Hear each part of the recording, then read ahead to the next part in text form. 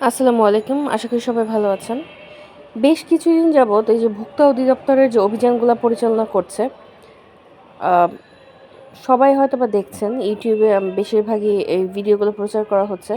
সবচেয়ে অবাক করা বিষয় হচ্ছে, এই যে একেকটা করে যখন উনি বিভিন্ন ব্যবসা প্রতিষ্ঠানে ঢুকছেন, কোনো না কোনো অনিয়ম আছে। খাবার বলেন বা যেকোনো প্রতিষ্ঠানে উনি ঢুকছে, তখনই কোনো না কোনো অনিয়ম বের হয়ে আসছে। আসলে এগুলো দেখার আগে আমরা অনেকে অনেক কিছু বুঝতাম না, জানতাম না। অনেক পণ্যের কোনো এক্সপায়ার ডেট নাই। আমরা সেগুলো হয়তো খেয়াল করতাম না। অন্ধের মতো বিশ্বাস করতাম।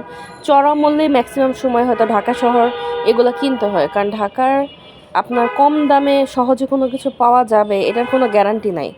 তো আমাদের যেগুলো নিত্য প্রয়োজনীয় জিনিস আছে, যারা আমরা ঢাকায় থাকি, প্রচুর পরিমাণ টাকা খরচ হয় মানুষের খাবার-দাবার, কাপড়-চোপড় এগুলার পিছনে।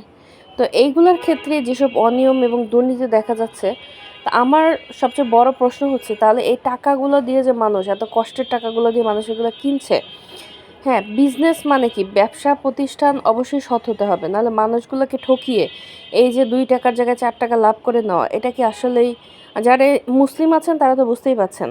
বা যারা অন্যান্য ধর্মেও আছেন তাদের ধর্মে অবশ্যই এটা কোনো কিছু খারাপভাবে সাপোর্ট করা হয় নাই যে এইভাবে তুমি ব্যবসা করো। আমার সবচেয়ে খারাপ লাগে এইগুলাকে দেখে যারা বছরের পর বছর অনেক অভিজ্ঞ ব্যবসায়ী তারাও এই দুর্নীতির সাথে জড়িত। যদি এই ভোক্তা অধিদপ্তর এই ভিডিওগুলো না দেখাতো মানুষ হয়তো আরও অনেক বিপদে পড়তো। অনেক বাচ্চাদের খাবার, ছোট, ছোট বাচ্চাদের খাবার যেগুলার মধ্যেও দুর্নীতি করা হচ্ছে। সামান্য কিছু টাকার জন্য মানুষের ক্ষতি করা হচ্ছে।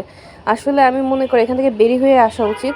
আজকে আপনি একটা ব্যবসা করে মানুষের ক্ষতি করছেন, আপনি তো আরেকটা প্রোডাক্ট কিনছেন, তারা আপনার ক্ষতি করে দিচ্ছে। এভাবে ক্ষতির মধ্যে চলতে থাকলে একটা দেশের পরিস্থিতি কী হতে পারে আপনারা তো বুঝতেই পারছেন, আমরা সবাই বুঝতে পারছি।